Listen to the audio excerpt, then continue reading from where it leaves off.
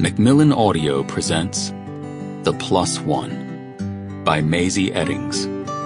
Read for you by Will Damron and Imani Jade Powers.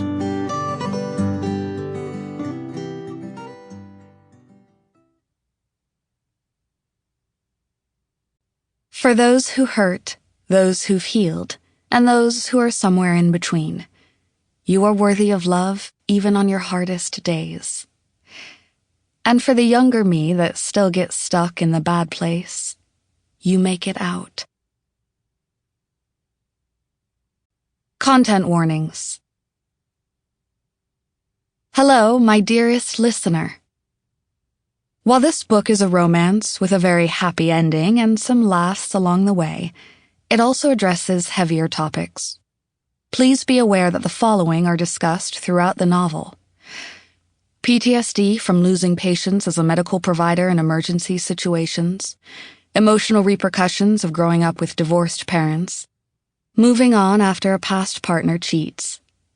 Also of note, the global healthcare organization mentioned throughout the book is fictional, created from various elements of existing systems and organizations, and is not representative of any singular group. Please take care of yourselves as you read.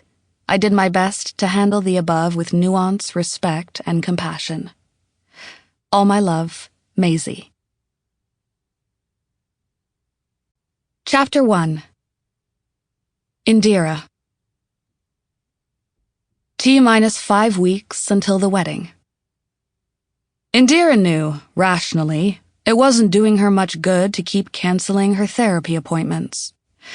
But irrationally, it was a hell of a lot easier to ride the wave of a decent week than to sit down on Dr. Coe's beige couch and sift through her feelings until she realized she'd been deluding herself and her week was, in fact, total shit. Indira also knew, as a psychiatrist herself, that this was called avoidance, and it was bad. Fatal flaws, etc., etc.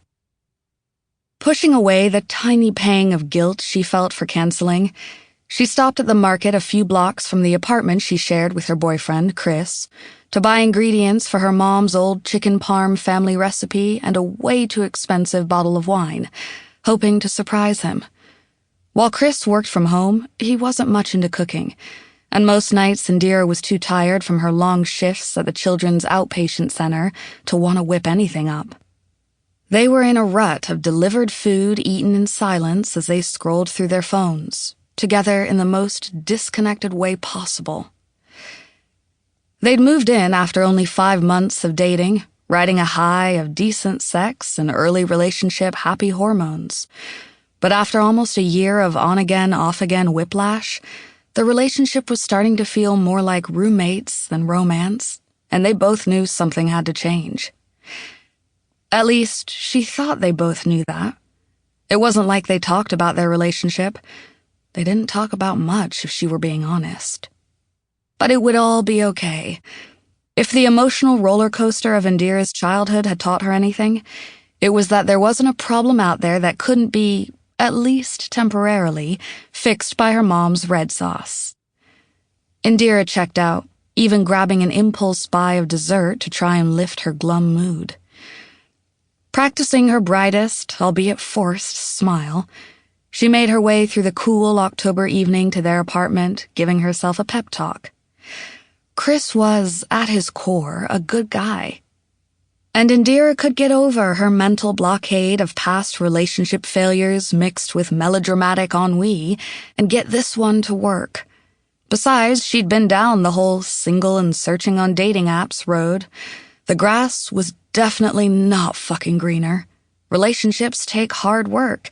Insert platitude here, blah, blah, blah. Indira hiked up the stairs of her building and let herself into the unit, sweeping into the kitchen with a flourish. Surprise! The unexpected sound of lusty moans killed the greeting in her throat. For a moment, Indira wondered if she'd walked in on Chris watching a particularly vocal porno. And then she saw. Oh, the horror of the... Sample complete. Ready to continue?